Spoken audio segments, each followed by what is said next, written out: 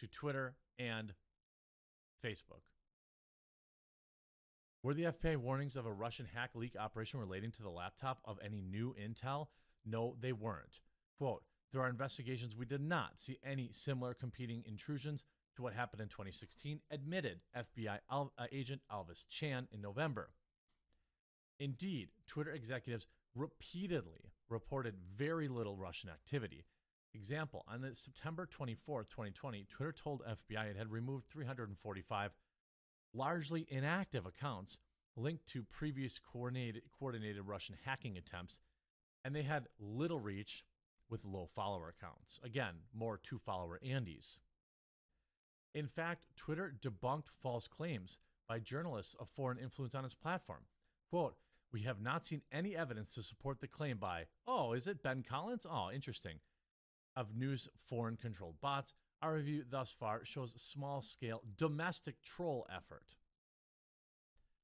17. After the FBI asked about a Washington Post story on alleged foreign influence in pro-Trump tweet, Twitter's Roth says the article makes a lot of insinuations, but we saw no evidence that there was any kind, and that was the case here. In fact, a lot of evidence pointing in the other direction. It's not the first time that Twitter's Roth had pushed back against the FBI. In January 2020, Roth resisted FBI efforts to get Twitter to share data outside its normal search warrant process. My colleagues had a query for you. It's below. Yoel Roth writes, as discussed here, my suggested response. Of course, just feel free to tweak and edit, but I try to hit the major points. At this point, we don't think a call directly with your colleagues at the fort is a best path forward. As a rule, we're not able to directly discuss data licensing relationships with third parties, so he even tried to say no. Pressure had been growing.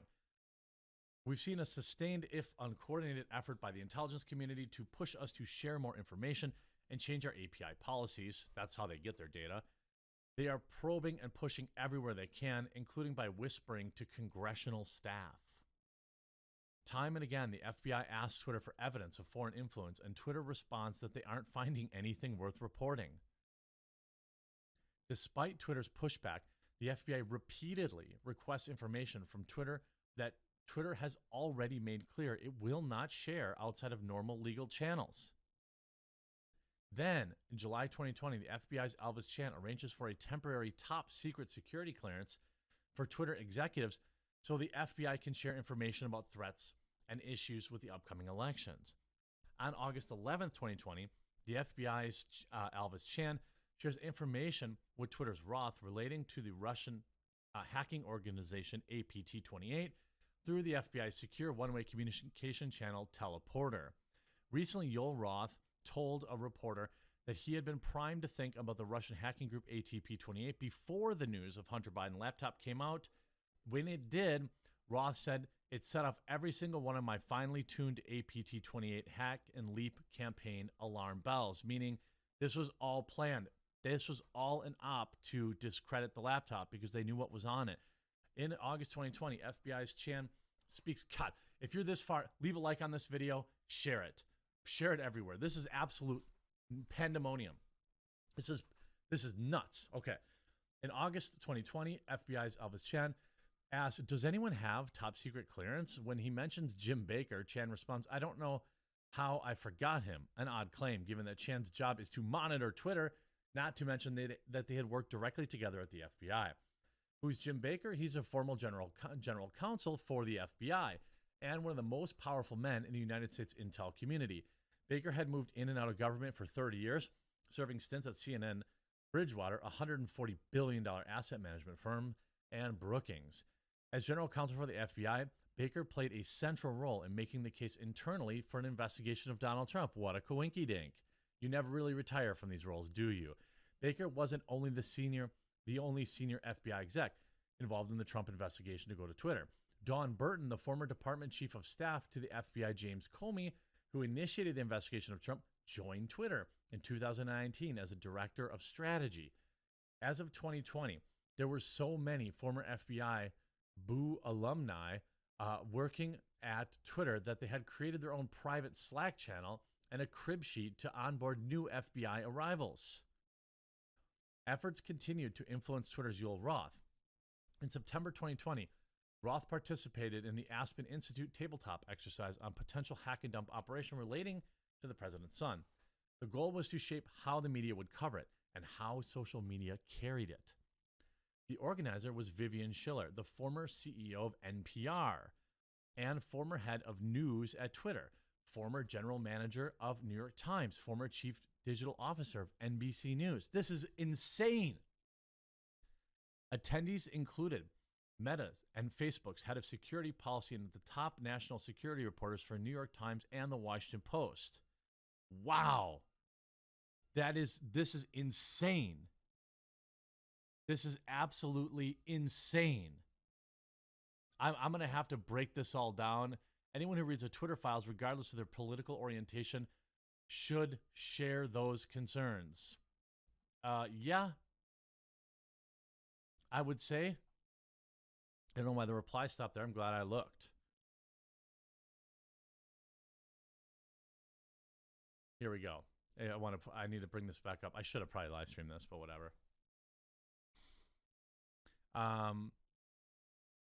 By mid-2020, Chan and Roth had set up an encrypted messaging network so employees from the FBI and Twitter could communicate. They also agreed to create a, quote, virtual war room. Leave a like on this video and share it. Holy crap.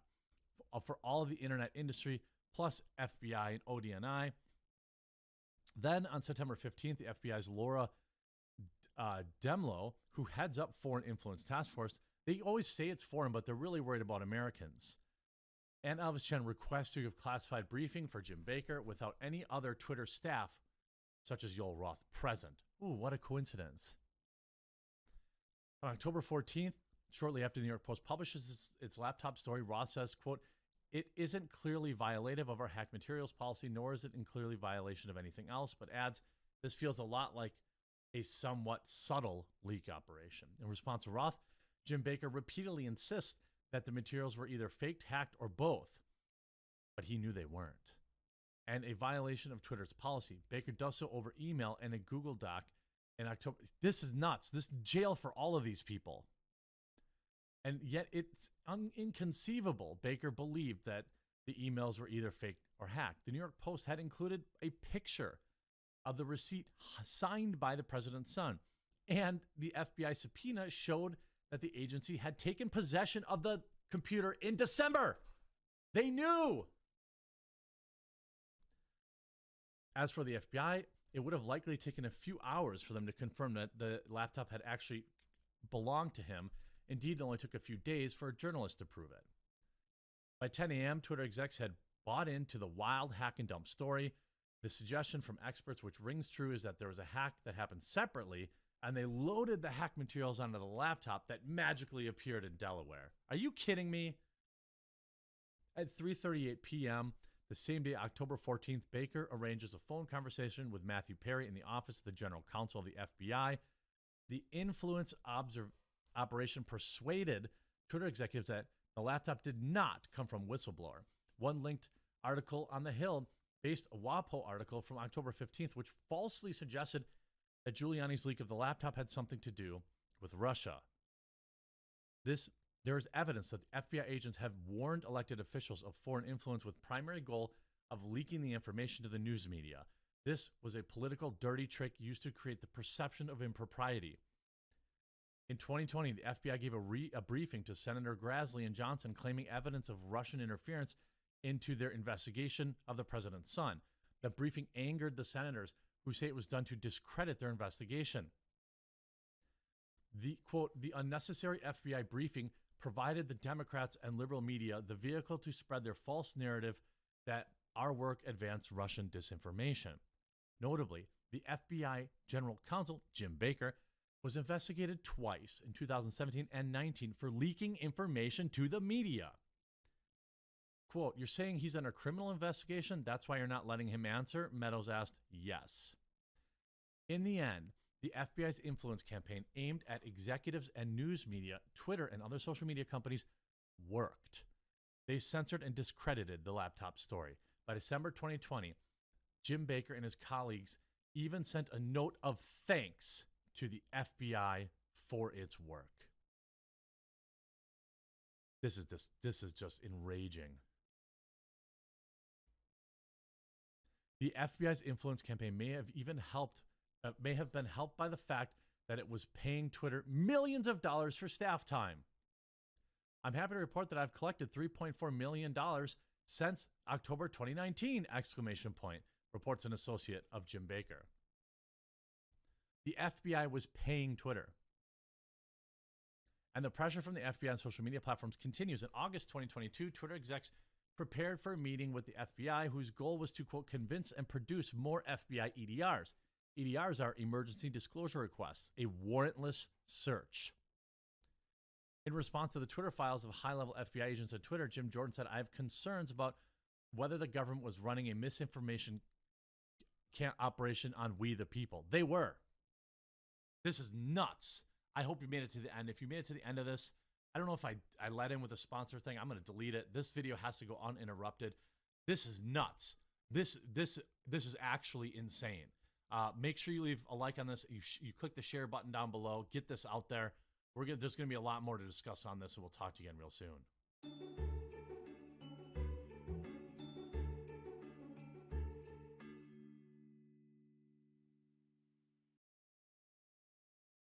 Do you not feel guilty that you've taken so much enjoyment of gaming away from more than 100 million people over this Christmas period? I mean, I can't really say I feel bad. Why are you not frightened of getting caught? I'm not really that worried about it, to be honest. For the hackers, it's all just a game. And this was my only present for him as well. You're a real man. You must feel powerful, disrupting 10-year-olds.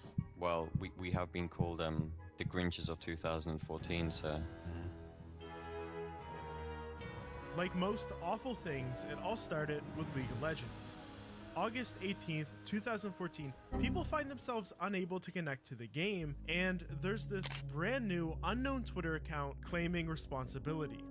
Over the next 48 hours, they go on what can only be described best as an absolute attention-seeking rampage. Their next target is RuneScape, and with all the game worlds knocked offline, this is when people start to take notice. RuneScape recently came under DDoS attacks. It's one of those things where, you really can't play the game. DDoS attacks have real victims that cost companies a lot of money. You can go to jail for DDoSing. I'm not sure what the risk and reward is. And Lizard Squad was launching them willy-nilly, making these games unplayable for hours at a time. And the reaction they got, I think, was their first taste of infamy. And it must have been intoxicating because, to maintain the attention, they were entering into an endless cycle of sensationalism, upping the ante with each new attack.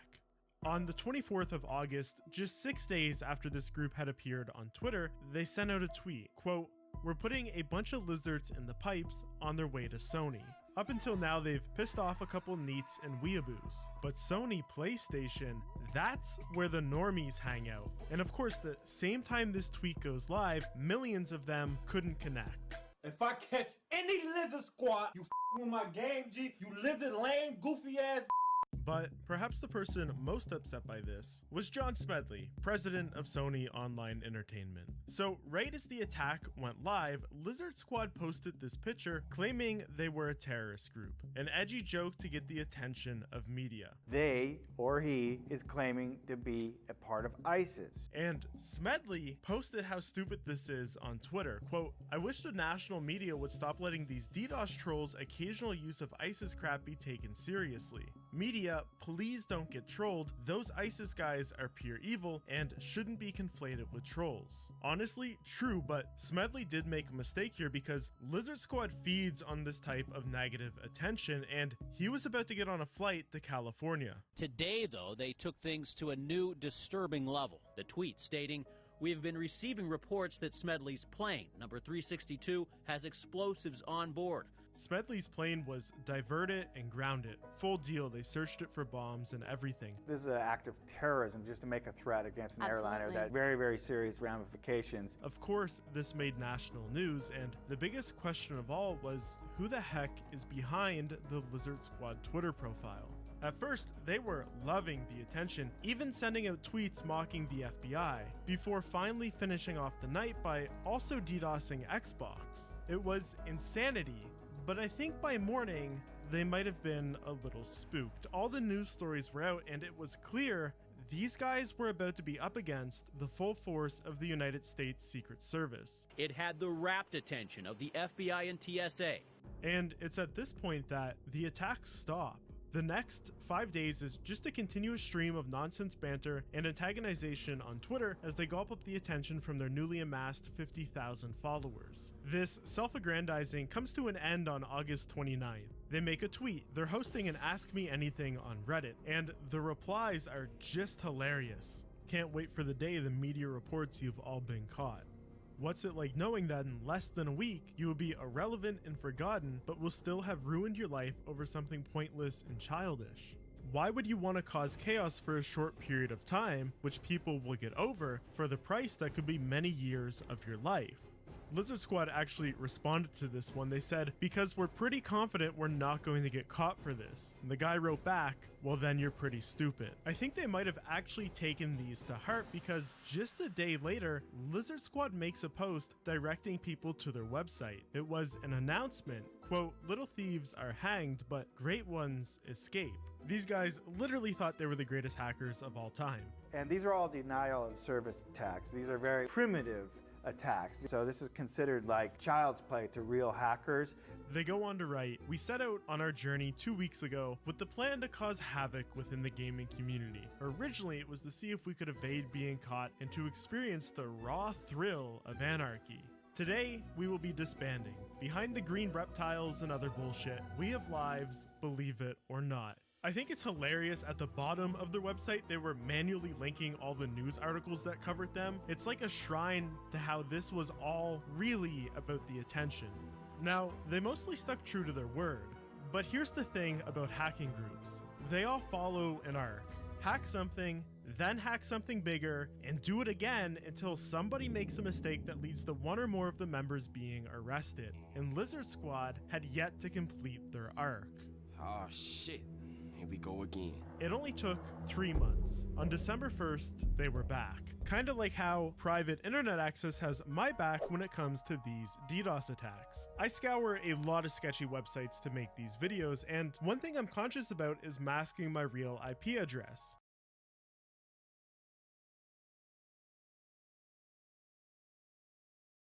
They had made good on that threat. Nobody could connect to Xbox Live, and upon seeing that error message, well, everybody thought of Lizard Squad.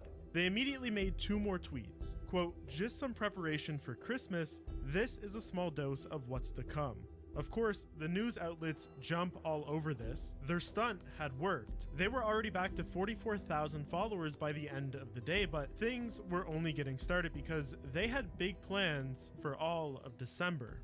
Yo, they crashed Machinima's website. Lizard Squad did. Lizard Squad, man. The very next day, Machinima posted a video in which they discredit the Xbox attack, saying it was a mere coincidence. In retaliation, Lizard Squad defaced their website, but the most important outcome of this attack was that it got them on drama alert. And no one has been arrested because you can't arrest a lizard. Oh yeah, there's gonna be a lot of Christmas gifts for many companies around, the 25th. Keemstar was criticized for giving these guys a platform. Many said he's essentially motivating them to keep going. This guy writes, no publicity equals lapse in interest equals no more DDoS attacks. He's not wrong. After that first video went live, their followers more than doubled to 120,000. I mean, that's more than what I've got here on YouTube.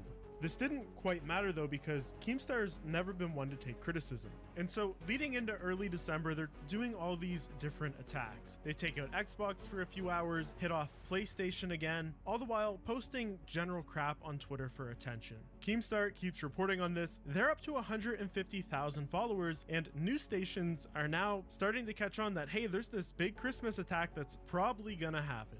But in the background, there's a new Twitter account that's gaining popularity. Finest Squad, a hacking group that's allegedly here to be the hero of the story. If anyone can save Christmas from the lizards, it's going to be them. And on December 11th, the new Twitter account for Lizard Squad is suspended, and Finest Squad is claiming responsibility. And Keemstar manages to get a member from each group to come on his show. Xbox Live is going to go down on Christmas. Is that still the case? Possibly. Our main members are currently arguing at the moment. We may have split up slightly. I think that Lizard Squad may have ran its course by now. because we got suspended. Every new Twitter you guys make, it's going to be suspended, so.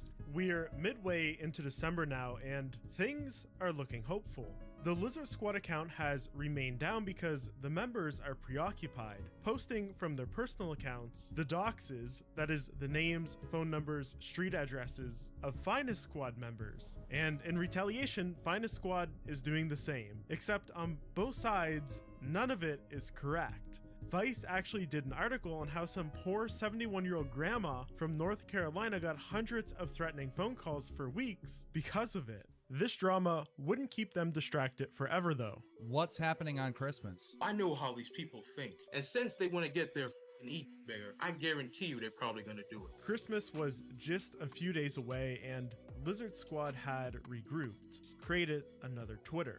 And how did they prepare for their biggest attack yet? By taking down an entire country's internet. It's the week of Christmas and North Korea is knocked offline, and it didn't take long for Lizard Squad to take credit for the attack. At this point, it looked like it would take a miracle to keep Lizard Squad at bay during the big day. 6.6 million Xboxes and 6.4 million PlayStations have been sold for Christmas, and in the morning, people across the globe would be unboxing them and diving into their first experience with next-gen consoles. Yet, throughout the night, a hacker war was raging. Lizard Squad is trying to get a head start on the attacks. They DDoS Xbox, but it's only down for 8 minutes. Then they try PlayStation. Again, only 8 minutes. Finest Squad is claiming to be counter DDoSing Lizard Squad's botnet, stopping the attacks dead in their tracks. Like, holy cow, these guys weren't just all talk the entire time, they're actually stopping it. Lizard Squad gives up for the night, but not without a threat. Quote, operations will continue tomorrow. As a result, the group of kiddies who think they are the finest will be proven incapable. And now we were only hours away to seeing who was going to come out on top. Christmas Day was expected to be a big one for the game consoles. Users excited to hook up their new systems. As of 9 a.m. this morning, Sony says the PlayStation Network remains offline. Microsoft's Xbox Live gaming network is also out and users just can't log in. And there's no indication when service will resume. A group of hackers calling themselves Lizard Squad are claiming responsibility via Twitter. The news was out. Lizard Squad had won. Finest Squad had failed to stop them. In fact, Finest Squad started asking for donations to help stop Lizard Squad. And this is when people started speculating either Finest Squad has been Lizard Squad this whole time and this was all a ruse to make some money, or the guy was trying to cash out before the attention would be gone. Regardless, sustained attacks kept both consoles offline for hours. You know what really pissed me off? My son, they're like, Daddy, we should just play on the Nintendo or the Wii U. Like, goddamn. Christmas, as promised, was ruined. Unless, that is, a new hero could salvage what was left of it. Enter Kim.com, a rich guy, internet entrepreneur who loves Call of Duty and is the founder of Maga, a cloud service for storing files. And he slid up into those Lizard DMs, ready to make a deal. They agree on 3,000 one-year pro membership vouchers to Maga worth around $300,000 in exchange for the attacks stopping. Lizard Squad takes the deal, honors it, and the rest of Christmas is saved. People are calling Kim a hero. But remember, Lizard Squad still wasn't finished their arc. They had completed their biggest attack yet, but none of their members had been arrested. This was all about to change. So what do you do with $300,000 in vouchers? You post them on the hacking forum that's not only known for cooperating with the feds, but also under your legitimate prolific profile that has a lot of information about who you are. And you do this literally a day after you receive them, December 26th. And then what do you do after that? Well, your big attack is over, your attention is dwindling. So of course you agree to a news interview in which you show your face. Do you not feel guilty that you've taken so much enjoyment of gaming away from more than 100 million people over this Christmas period? I'd be rather worried if those people didn't have anything better to do than play games on their consoles on Christmas Eve and Christmas Day. I mean, you can't make this stuff up. This guy's literally on national news admitting to being the culprit. 'Cause I know what really pays me off. My son, them like, Daddy, we should just play on the Nintendo or the Wii U. Like, goddamn. Kim.com, a rich guy, internet entrepreneur who loves Call of Duty and is the founder of Maga, a cloud service for storing files. And he slid up into those Lizard DMs, ready to make a deal. So of course you agree to a news interview in which you show your face. Why we did it? Mostly to raise awareness regarding the low state of computer security at these companies. They should have more than enough funding to be able to protect against these attacks. In early Keemstar interviews, other members were readily admitting that they were doing this all for attention. But this guy wasn't about to say that on the news. There's another guy that joins in too, but he's a little smarter. Instead of outright saying he's a part of Lizard Squad, he comes on as a security analyst. Online security analyst Vinny Omari is well connected to the community. He expects more hackers to join in. They go on to do an interview with the BBC, and it's just hilarious. They're trying so hard to act like what they've done isn't wrong in any way, and the host just tears them apart. Presumably you wouldn't go into a child's house, lift his PlayStation and smash it on the ground on Christmas Day just so they couldn't play it. No, of course You're not not. that type of dork, are you? No, that's just horribly sick. And yet I you've done personally the despise- equivalent. Maybe you should have told them, I'm the idiot that's disrupting children's lives on Christmas Day. So you're doing this for the public good. You want us to believe that. Yes, we're also doing it to amuse ourselves, but there's definitely the aspect of public good. Offered your squad 3,000 lifetime encrypted vouchers to stop the hacking. So it was nothing really to do with exposing a company for the greater good. You took the money and you ran, didn't you, like a petty criminal? It's $300,000 worth of vouchers. Dirty, grubby greed.